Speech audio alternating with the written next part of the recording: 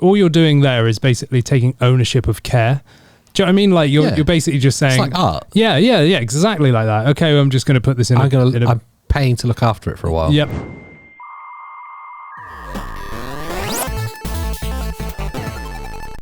From your excitement to your utter dismay. I know, because I lost so much money. Just think if you had kept yours in the loft.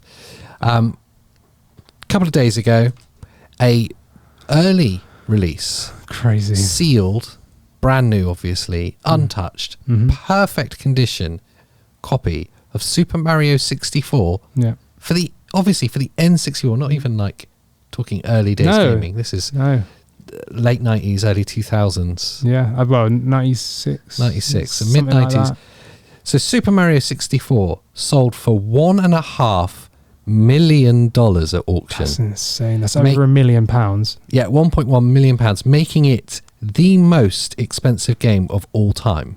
Yeah, that's the world record. Yeah. The 1996 cartridge. So there we go. Oh, it was 96. Okay, yeah. Yeah, and it's really funny because literally only like a week ago or something, another game sold which held the most expensive game. Yeah. And we touched on that, if you remember. It was. The game that we touched on last week's episode, in the end, sold for $800,000. And I'd put a pin in that going, we'll come back to this as a story for the next episode. Yeah. And I obviously had no idea that this perfect condition Super Mario 64 was out there. Yeah.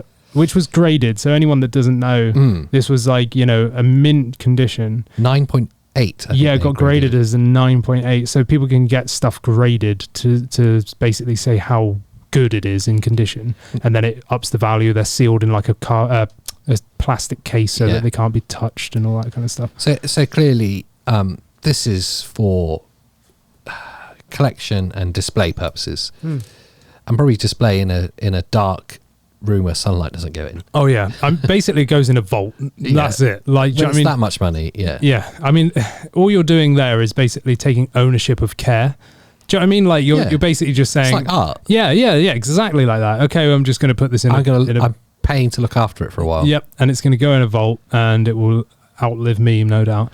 Or you're going to have some sick, twisted weirdo that's going to buy it, rip it apart, and play the game anyway. It's like, no.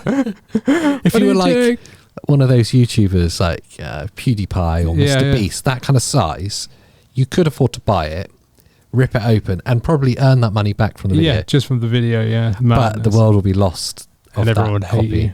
Everyone would hate you. It's not for me. I love collecting games because, if I'm honest with myself, I'm never going to get around to playing them all. No, I'm the same. I know that. Yeah.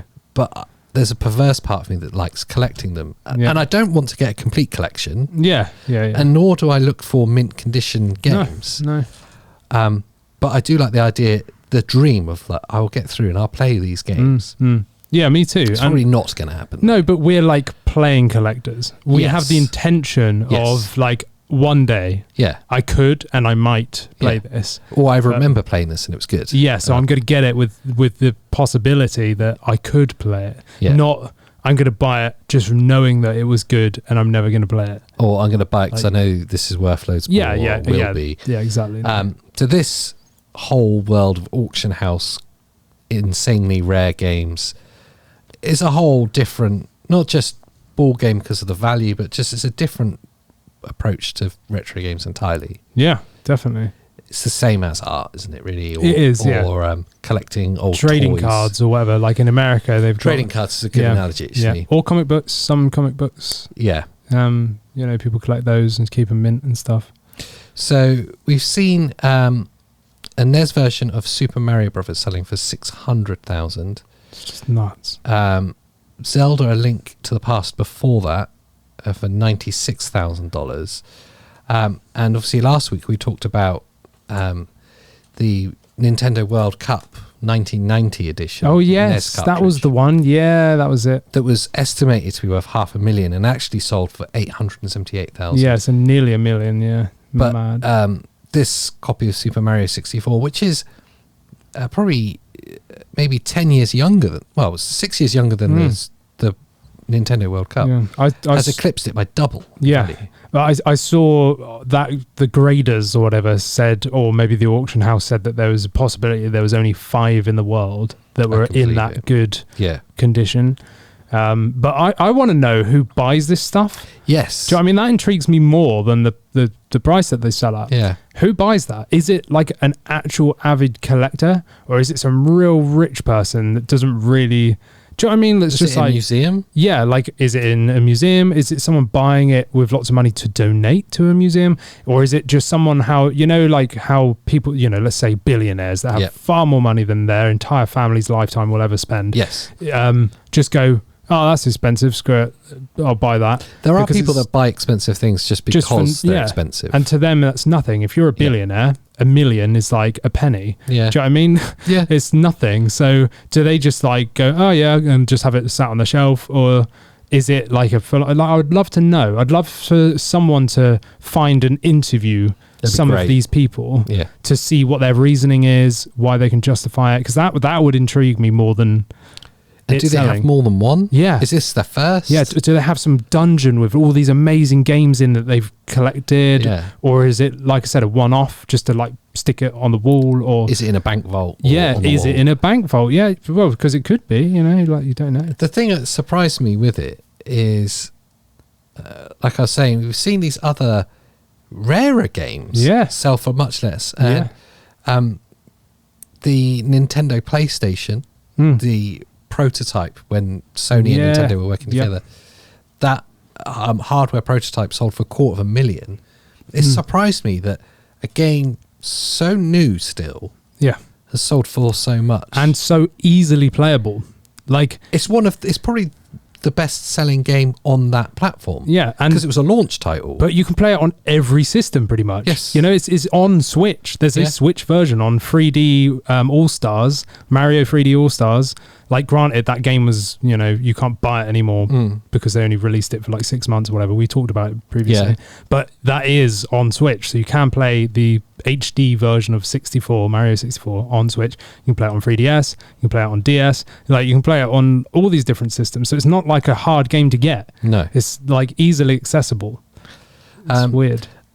Talking of Super Mario 64, actually, it was the first time I experienced a 3D platform game. Yeah. And obviously spent all my time before that playing 2D platform games from Sonic, Mario, whatever it was. And even, and I think back, I can't think if I played Crash Bandicoot before or after it, but even that game, it was 3D, but the gameplay wasn't 3D. You were still stuck on rails. It was still like a corridor experience. Yeah, it wasn't open world. No, and Mario is like, you can go anywhere you want. Yep, 64 is literally that whole map almost. Yeah. I really struggled with it. Yeah. I really struggled to play it as a game. Yep. And there was others that came after it. I can't think what the Sonic title's called that was on the Dreamcast. The open world one. Yeah. I remember that one. It's a good game. It's a great game, yeah. But it's weird. I struggled. Yeah. Because I'm not like, I can't. Yeah, you're not forced down a path. Yeah. You're like, well, where do I go? Yeah. Like, what do I do? Like, why aren't I led to the sort of area? Yeah. Like, I was the same as well, to be fair. I remember playing 64 and just being a bit confused. Where am I supposed to go? Yeah, I was like, what am I doing now? Like, okay, I've just done this, now what? Like, and then it's like, oh, okay, it's more about the fact that you've just got to run around like a headless chicken and do stuff. And that's the same with the open world Zeldas. Like, that even more so. It's just like, there you go, you're in the game. You don't get a tutorial or anything, just go on. Yeah. It's like, oh crap. Like, what do I do? But yeah.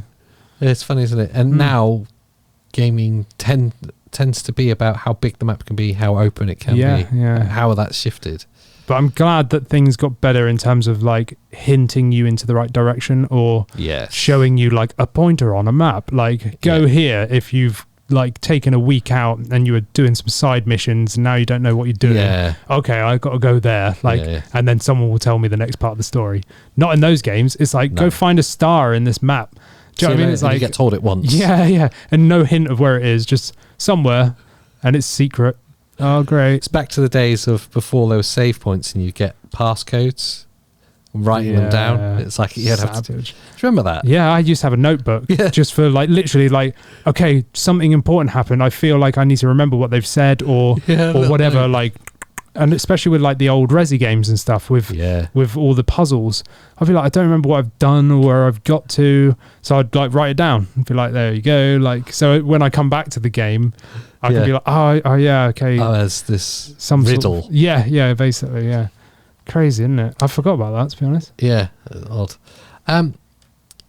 Okay, still on Nintendo though. Ooh.